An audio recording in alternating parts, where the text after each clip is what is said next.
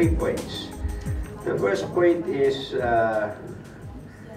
we are supporting the development of an ASEAN social protection framework.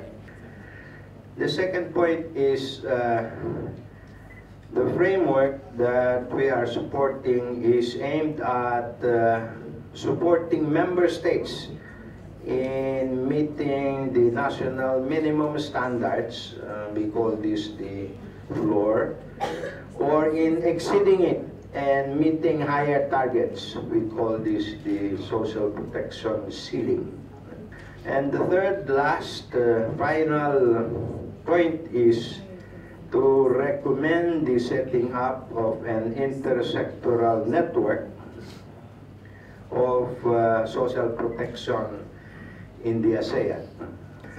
So let me go back to the first point.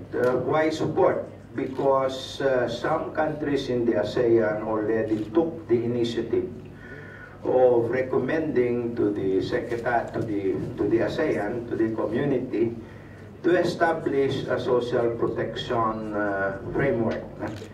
And it is a framework type of arrangement because we realize that each national member state in the ASEAN has already gone on ahead to establish the national social protection floors or even their national social protection ceilings.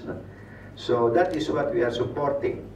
Supporting the development of a framework that would try more or less to put together what is existing and to cohere the initiatives that have been started.